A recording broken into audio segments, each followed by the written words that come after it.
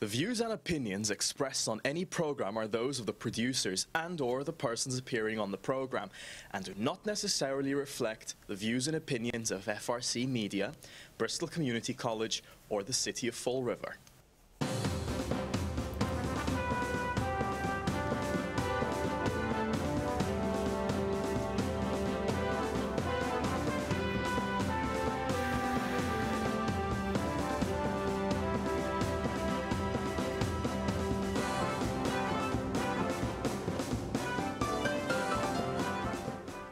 Well, hello. Welcome to Spindle City Straight Talk. I'm Chip. And I'm CJ. And it's Friday in the Riv. Oh. Another day with tons and tons of stuff to talk about and not enough time. So much fodder for the cannons and so little time. And the great thief of the Holy Ghost is going on. Oh, wonderful. Yeah, that feast that's been here for 40 years and has done absolutely nothing for the economy but costs us $40,000 every... He will do it for every cultural event in the city. But how come other cultural events have to pay for their police protection? Well, how about, that technically that's a religious event. Yes, it is.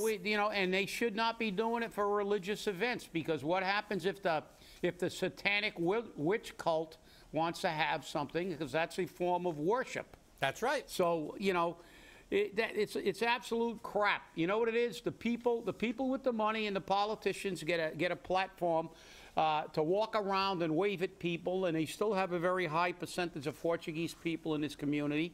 So a Portuguese feast of that magnitude, there's no way they're not gonna pander, and they've been pandering so long, it's become a way of life. And well, you could tell because on Wednesday, for the opening, where they give a few that snuck in line too. Yeah, Jason was giving away the soup. There you go. Well, he might be in that line later, so who knows at some point in time. But, I don't even know where to begin, but I guess we can begin with all the press, the special assistant to the mayor. I see I'm putting on my Karnak the Magnificent hat on, and I'm looking at these headlines, and what do I see? I see a raise in her future. She's getting, Monica loves this city, and she kept telling them to come they're coming anyway. They're filming a very appropriate movie. It's about two guys that are trying to get into the boxing business and losing money, and they're up to their butt in debt. Kind of like Fall River. So this is actually a pretty good location for this movie. I don't think you have to do much convincing. They're looking for cheap labor as extras, and then the other articles are how locals are looking to get a shot as an extra. Big deal. I mean, you get a couple of dollars, and maybe they can go. Yeah, but look at where they get to film. Yeah. Streetscapes. Yeah. No sidewalks. Yeah. Roads closed all over the city. Well, like I said, it's about a couple of guys that can't make money in the boxing industry. Well, normally the boxing industry is it's really a capitalistic industry. People who make money stay in it. People who don't make money get out. These two apparently are not smart enough to realize that, if you're not making money and you've been doing it a while, you better find another profession. So, they're making a big deal. Oh, like it's are these permanent jobs? They're going to get they're going to be an extra for a day or two, and maybe after if actual shots run out, the entire cast and crew may run out of the city, because I mean, this is just more political crap, more headlines. The special assistant with no credentials, who's had how many jobs now? CDA, they slide her over. She's following the path forged by False Fiore of getting in, and sucking on the political teat. Just like the new hire that had a degree in fashion and marketing, and is in.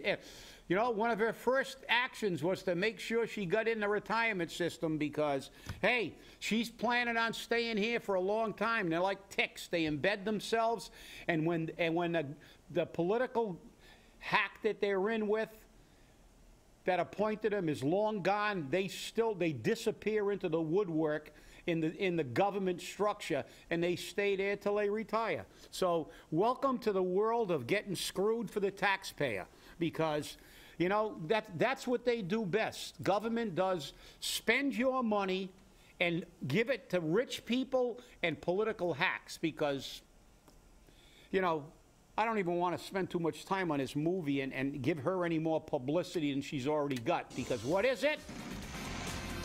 Screw you, taxpayer! Yeah. And I forgot my sunflower taxpayer smasher. It's in the car. I could have smashed my sunflower taxpayer smasher.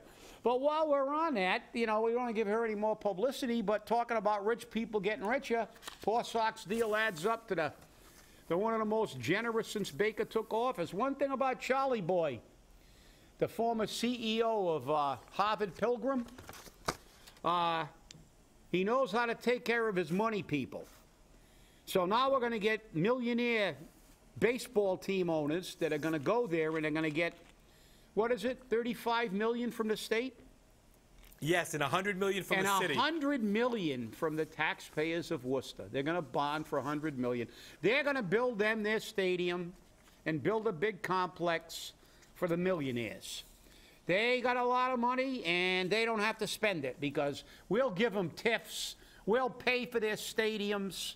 You know, we'll give them $500 towels free for their bathrooms. And the beat goes on, and the taxpayer gets screwed. Will they give you, you know, did they give you a tax holiday for the previous 2 years? Hell no. It would cost them too much. Well, but what the hell's $135 million bucks? And that's just at the top. Yeah, I know. Now, here's the thing. There's another article that appeared in today, which I didn't print out, that talked about the fact that these big deals, big money deals for stadiums, have not paid off for the cities and towns that they are located in. And they've resulted in higher costs for those cities and towns. And just look at Foxborough. They've got Gillette Stadium. It's a great, you know, it's a great draw, but they also have a mall there. They have a you know, shopping plaza there. But it costs them a fortune in traffic control. Yeah. A fortune. And the citizens complain all the time about people parking on their lawns, and so, and I mean, and it's not as bad as some cities and towns, but just look at Pawtucket. How much did this stadium really help them? It's still one of the most economically depressed cities in They're still in Rhode Petoilet. Island. Yeah. They're still Petoilet. They're the Fall River of Rhode Island. You know, but no, you're right. I mean, look, even when we get to the real, we go from the ridiculous to the sublime. Even the Olympics, there are some places that refuse to host the Olympics because of the Olympics is short term. And then after it's done, it costs them so much money. They took a beating, a lot of these places that hosted the Olympics. There are stadiums that are derelict from Olympics that were held 30 years ago. These things are not money makers. The Feast of the Holy Ghost, building stadiums for rich people. Yeah, they get rich, and you get what do they bring? You know, what do they bring? They bring nothing to the community. And all those anti-gambling people, MGM Grand's going to pay zillions of dollars in tax money, and it brought 3,000 jobs. 3,000 Casino. Yeah. Yeah, and it's a Las Vegas style casino, right, which has high-end entertainment, not little small peripheral acts like you see in a casino.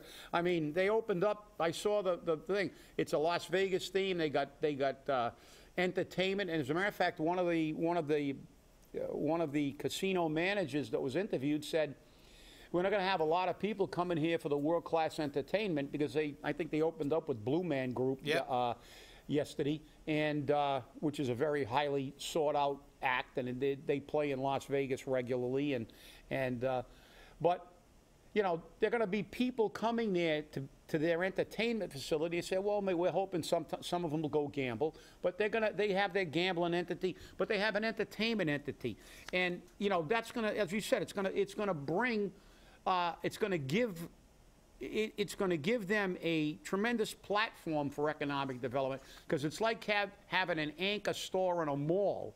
Because people went to that store, ultimately, just like they're bringing entertainment to maybe get some of these people to walk into the casino and drop a few dollars too. That's going to bring in, it's going to give you a much more viability in developing your economy. You know, not like having, you know, a movie shoot for a few days in Fall River in New Bedford area. I mean, that's coming and going, just like the Feast of the Holy Ghost. What's it done in 40 years? Absolutely nothing. But they don't care. It's propaganda.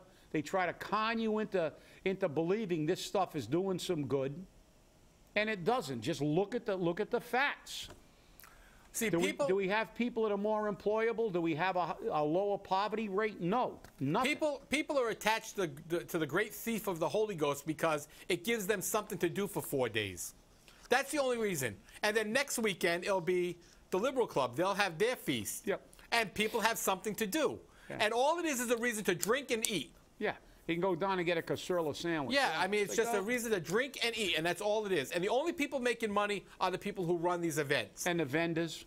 That's what, and the right. vendors that are on the property proper. Right. Because when they go to these feasts, you think they're wandering down to the north end or something like that to do any shopping, or to the south end? No. They're going to stay right in that area because, number one, you can't get around that area. The traffic is horrific. Yeah, it's horrendous. And they got so many streets blocked, and most of them come in buses from out of town.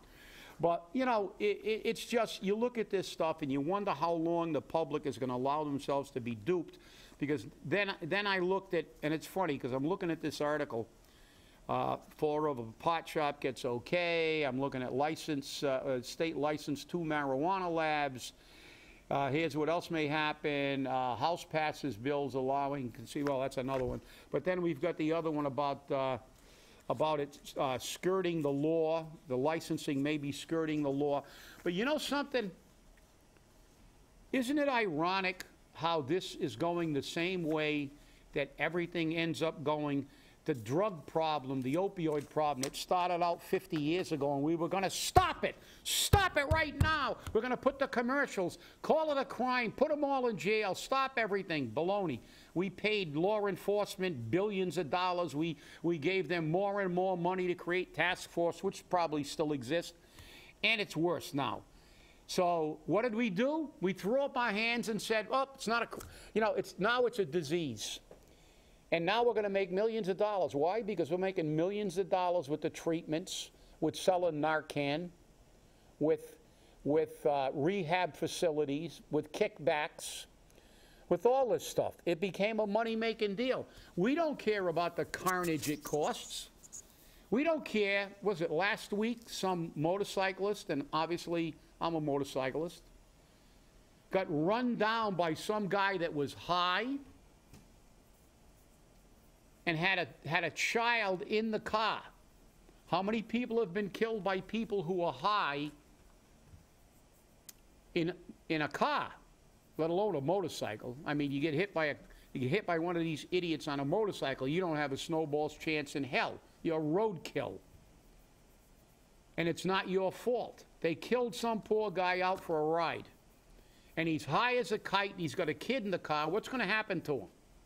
Oh, it's a disease. Why don't they try him for vehicular homicide? And better yet, first-degree murder. Because he got high. He knowingly did that. Where the hell where's the sympathy for the people whose lives are destroyed by these imbeciles? They're out driving drunk, they're driving high, and now the next step from the ridiculous to the sublime. We're doing the same thing with pot. What was the name of that movie, CJ? You remember that movie that came out in the late 30s or early 40s about drugs, marijuana, and demon something? It's on every once in a while because it's actually a classic, because now they make fun of it. Because they said, you know, like if you smoke marijuana, your head will explode. Yeah, I remember, yep. I forgot the name of that movie. One of our viewers might know it off the top of their head and let us know before the end of the show. But they made this movie, and marijuana, what was it? Gateway drug! Gateway drug! Get rid of marijuana! Gateway drug! What is it now? Last night, national news. It's now it may be a cure to the opioid crisis. Getting them high on another drug is going to be the cure to a drug addict, just like methadone was. And why all of a sudden has it transitioned from something we don't want people to use unless medical necessity. Now we are allowing recreational use so they can get high, get in their car, and mow you down. Reefer Madness. Reefer Madness. There you go. Did somebody text that in? Yes. Oh, thank you. Thank you. That was it. Reefer Madness. Oh, look, if you ever get a chance to watch that movie, please watch it. It is hysterical. Reefer Madness. It's even better than that commercial with the eggs in the pan. This is your. But why are they doing this, CJ? What did we say on our first show? Follow the money, baby. Follow the money. They figured out a way to make a bundle with marijuana shops, licensing, selling it. Look who's selling it. Former mayors. Oh, no, it's the most wonderful thing in the world. Oh, it's harmless. Oh, yeah? Ask that guy that got run down on a motorcycle and his family. It's harmless. Let's let everybody get high. Then when half of them get in the car, we'll say, hey, it's not their fault. It's a disease now. Smoking marijuana is now, it will be a disease too. Because everything that happens in this country fundamentally is for two reasons. Political reasons and money. Money is always the underlying thing. It's happened with the drug crisis. Now, opioids, you'll never get rid of them. You'll never get rid of them. Way too much money. It's like the military-industrial complex. You're never going to stop building subs, even if we don't need them. You'll never stop building planes and ships, because our economy will collapse. Because as Dwight Eisenhower, when he was president, said, prophetically, I may say, beware of the military-industrial complex. When you began to create military contracts as one of the major employers in this country, you can't get rid of it because you'll collapse some states like Maine when they tried to close the Bath shipyard. You can't do it. Now we've done it with drugs and rehab clinics and social workers and everybody else.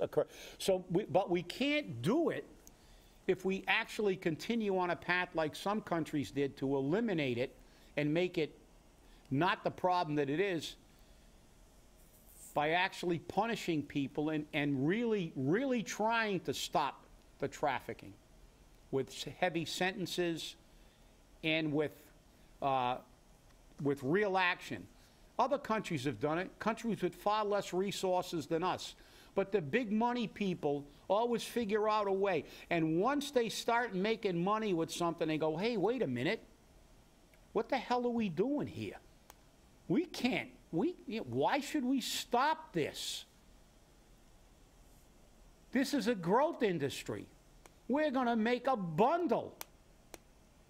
So let's put a marijuana shop on every corner. It's wonderful. It's now going to be the cure to drug addiction. A drug being the cure to drug addiction. That makes a lot of sense.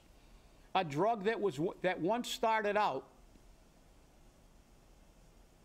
with the same vilification that they use for heroin now and other drugs. Reefer Madness. Thank you, viewer. Reefer Madness. Let's stop it. Gateway drug. All those terms have been now pushed into. Forget it. What's wrong with you? Haven't you evolved? Evil is make believe. There's no such thing. And what you were thinking years ago, you're all nuts. That's not true. It's just a wonderful, wonderful recreational thing you can do. Get high and maybe kill somebody, but then it's not your fault because what the heck?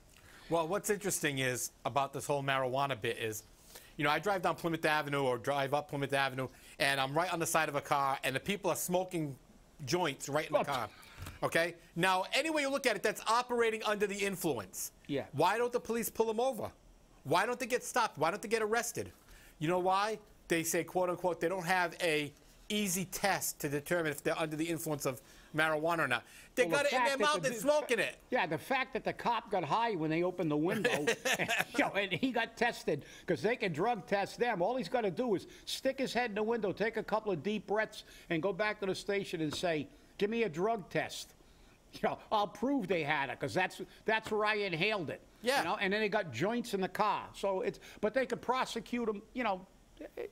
But no, like I said. Well, they can't prosecute them for possession anymore because they can have up to an ounce. Yeah, well, for personal use. But they might have a pound. Who knows? I mean, you never know what they're going to have. But the thing is, let's not try to stop anything that, you know, that's the key. We'll stop anything that we can't make money on. If you can't make money on it, they will figure out a way to put the kibosh on it. Well, no matter what it is, and no matter how much death and carnage it creates, if the rich guys are making money from it, it will not ever go away. Have they ever stopped the sale of alcohol? With how many drunken driving deaths? No. The alcohol industry is still going strong, baby. And they barely make it illegal. They drive drunk. And they barely make it illegal because they're afraid one of their relatives or they might get stopped for DUI. They'll never put stringent coming back from New Hampshire with free tax. Yeah, and let's look at one of the major killers that's been in this country for years. Smoking. Cigarettes, yeah. The tobacco industry. Oh, yeah, they make them put stuff on the label. Yeah, big deal. But they still allow them to. Is it prohibited to be sold in the country? No.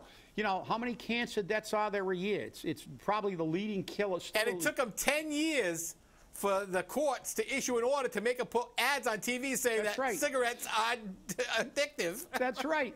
And yes, but you know what? You know, look, they don't go away. How much does Lorillard and the rest of these cadavers give the politicians up in Washington?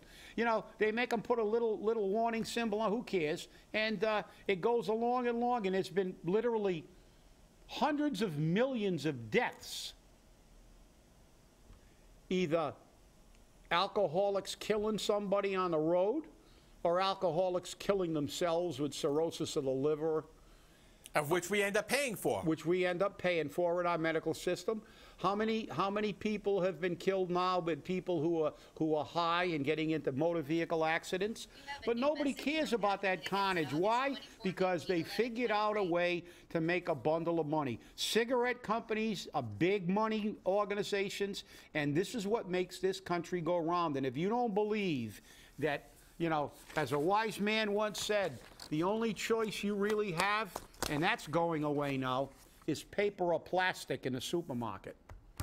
Because if you think you got a choice, it's only that they're letting you make a choice right now. But they control everything. And they have since the 1800s.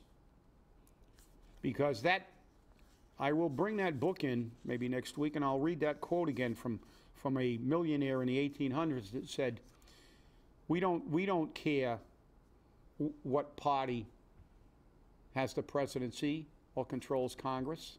He said, we elected a Democratic governor in the north and a Republican governor in the west, and we own all the congressmen because we have all the money, and as long as we are the rich, we will never let this power go. And they never have. You know, anybody that thinks that they have your best interest, remember, you couldn't get a tax holiday. But now they're gonna hoard, and look at the evolution. You know, pay attention. You know the old saying, if you don't learn from history, you're doomed to repeat it? Well, just look at it. Look at drugs from the 1970s when Hal Holbrook was saying, don't get busted in other countries, and oh, we're going to stop this. This is going to be a full-blown effort by the federal government. We are going to we got agencies, and we're going to dump billions of dollars into creating all these drug enforcement agencies and task forces and every other thing. Here we are 50 years later.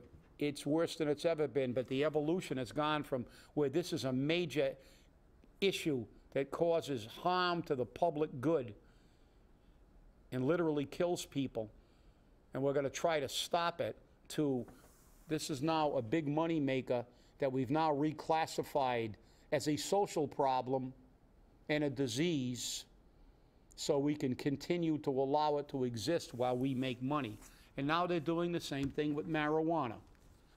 Now it's become a cure. I almost barfed when I was watching the thing on TV. I'm saying, oh my God, this is like watching history repeat itself. It's just crazy. Your mic's... It's craziness all the way around. Yeah. It is. It's just craziness all the way around. We can't win. Hey, going towards the end, because, you know, this keeps coming up in Fall River about, you know, contaminated recycling. Okay, the last story that I put in there, which came out of WBUR Public Radio, facing the higher cost, cities enforce cleaner recycling. So Fall River's not the only one that's going through your recycling to see if you're doing the right thing. There's a recycling crisis brewing in Massachusetts and across the country. It's now costing municipalities more money to pick up our recycling bins. The problem started at the beginning of the year when China decided to stop buying recycled materials from the United States. Yeah. If your biggest customer just walks away suddenly, you're left with a great deal of material, and you're just trying to figure out what to do with it, said Gretchen Carey, the Recycling and Organics Coordinator for the waste collection company, Republic Services. Boston was even more dependent on China than other U.S. cities because of its port. Processes like Republic used to put recycled materials on cargo ships headed back to China. Go, take our trash and dump it in another country. Yeah, because they don't care about it. But you know the thing, you know the thing that really strikes me, CJ, about this article? When we read basically the first line, there's a recycling crisis brewing in Massachusetts and across the country, : it's now costing municipalities more money to pick up. That's the only consideration. Right. They didn't give a damn about the environment, pollution, or anything. We get back to what we said on the first show. Money. If it's going to cost them more money, we can't give Monica a pay raise. So we're going to put the kibosh on that. We will enforce it. Like I said, if they're making money for themselves, they don't care. As soon as something costs them money or they can't make a profit from it, they will act and have vigorous enforcement. Oh, I'm not sure about Fall River. I'm waiting to see if the guy that's been using that puts everything in his recycle bin in plastic bags, wrapped in plastic bags, and has since the beginning of the recycling program, is ever cited. Because every time I drive by on trash day, I see nothing but white plastic bags in his recycling bin. And I'm sure that the guy, apparently, or whoever it is, because it's up the top of the street, I don't even know who owns the place, but the fact is that he probably is totally unaware. Probably totally unaware of the fact that you can't put that. He figures, well, you know, you can stick your plastic bags up at the recycle store. When you recycle your cans, they got a bin specially for that particular bag. But you can't stick them in, as it said, because it mangles up the machines. It gets tangled up in the machines. I'm sure he probably actually thinks those bags are recyclable. I'm not saying that, you know, I'll even give him the benefit of the doubt, which I very rarely do with people who are scofflaws in Fall River. But I probably would have to say he doesn't even know it. So, listen, remember, Reefer Madness. Get angry, people. They love to make money and not give you a damn bit of it. And stay away from the great thief of the Holy Ghost, because you don't want to give your money that they're already taking from you anyhow. So have a great weekend, everybody, and we'll see you on Monday.